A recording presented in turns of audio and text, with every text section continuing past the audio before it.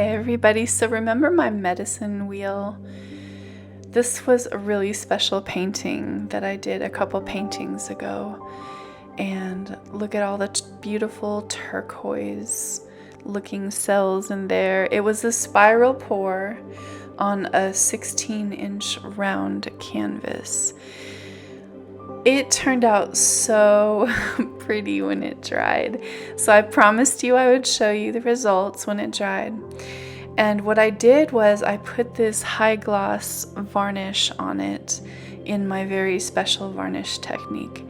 And look how it looks like resin. It is a technique that Elyse Fournier had taught me how to do. And I find it gives almost the exact same look as resin. It's so shimmery, it's so pretty, it's glass-like, the metallics just sparkle, and this piece really has so much energy. Look at that. If this is a piece that you would like to make yours, please visit heathermaderart.com, and the link is in the description box. It is now up in my shop for sale, and I would love to sell it to someone who is really going to appreciate it.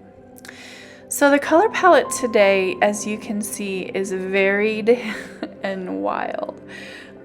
Sometimes I just make up a bunch of colors and I have no idea how they're going to go together. That's a gold, that's like a yellow gold that I made specifically. I see like that's a blue and a dark, that's almost like a copper bronze color. There's black. Yeah, I was all over the place today, but I'm gonna try to go through them with you. That's the yellow gold. And then that's a vermilion orange, and then a light colored orange there. And that is a cranberry color, a dark cranberry color. That color is just made up. It's bronzy copper, and then Payne's gray, and then the yellow again, the yellow gold that I made, and then, well, I changed my mind, more of the vermilion. Oh yeah, that's the dark red cranberry color, and then more of the copper, and finish with that bright orange and more of the yellow gold.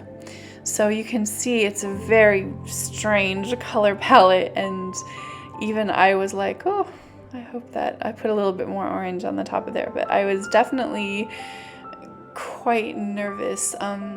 What you just saw me do in the squeeze bottle was shoot some black in there, just a little bit of black into the cup.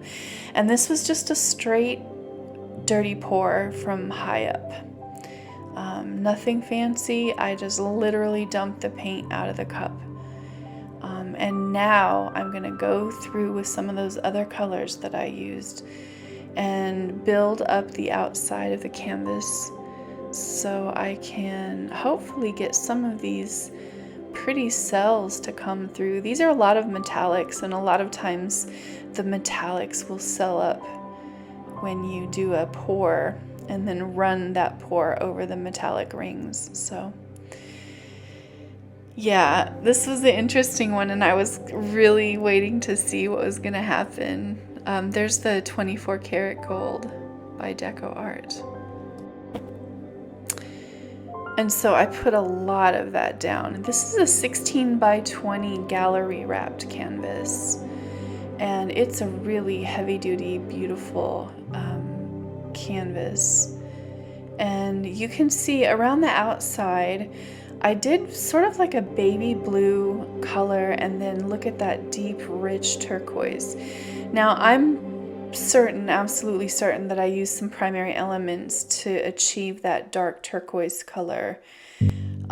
You do have to be careful though. I'm finding when you use the primary elements mixed with normal paints, I do have trouble using the high gloss varnish.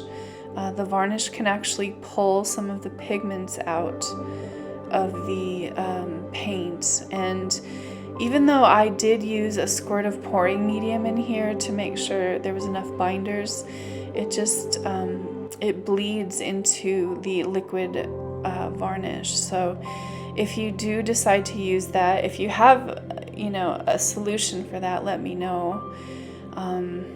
And I did try a technique that Leslie Onstad had suggested, but I haven't had any luck so far. I tried some isolation coats and I haven't had luck with those. Pretty much every liquid varnish just kind of pulls the pigments out, and then you end up kind of staining your whole painting. So it's been a challenge for me. Some of the effects look really cool though. It gives it kind of a watery effect, and but just know that if you use those primary elements, you do run that risk. And what you're going to need to do is use a spray varnish, just a normal spray coat on the top of those paintings, which is pretty too, but it's not that super glossy resin like what you saw in the medicine wheel. So one of the things I was trying to do in adding that second little cup, sorry I was talking during that, but that second little cup in there, I wanted to pull some of the deep blues that I had used underneath. Remember, I used them around the ring. I wanted to pull those to the center and create some composition, because I'm intending on doing balloon rolls, and when I do, it picks up the top layer of paint and reveals whatever is underneath. So underneath is all those beautiful blues.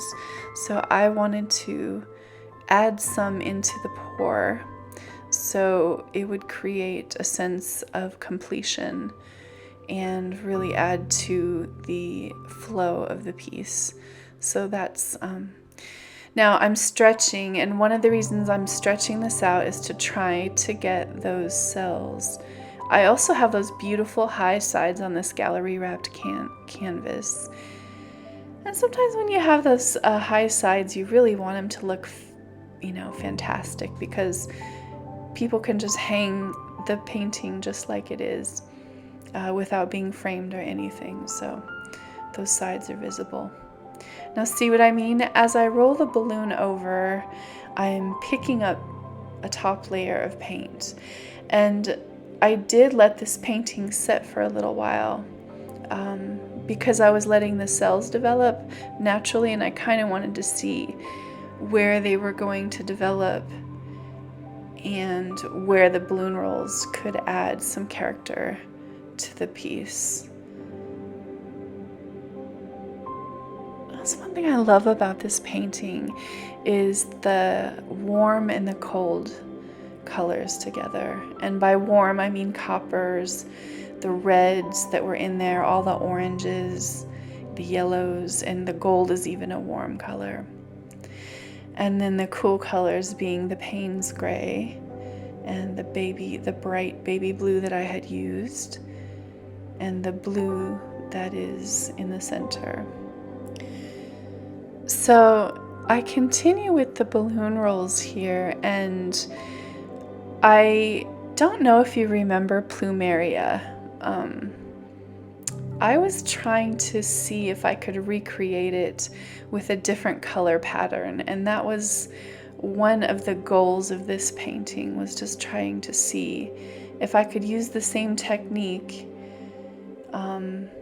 Especially with plumeria, there's the warm and the cold. Let me show you that painting.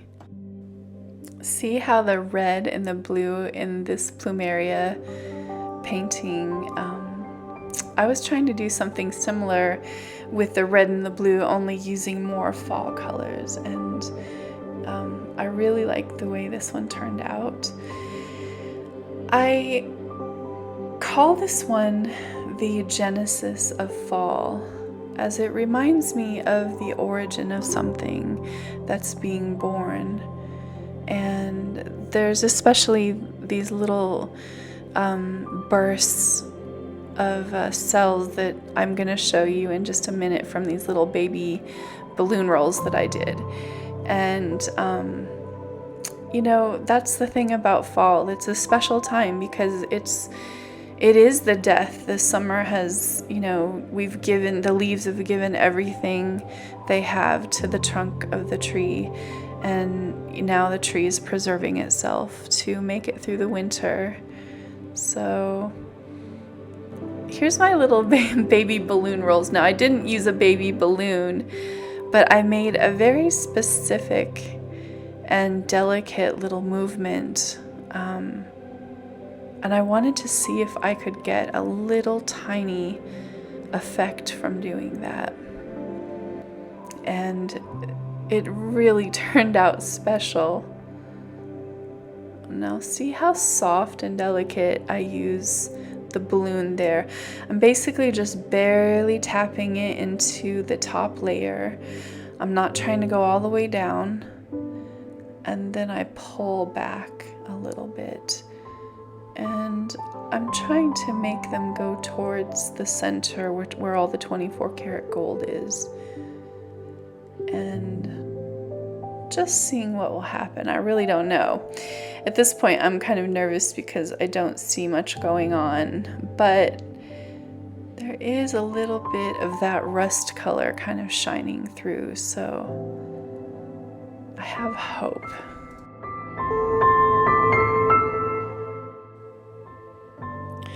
I think you guys already know this, but I do wipe off my balloon between every single balloon roll. So my paintings take quite a long time and they're pretty messy. I edit out almost all of the wiping. So if you're thinking, oh my gosh, this is taking forever, you're right. It takes forever. It's a very long process, those little balloon rolls, but I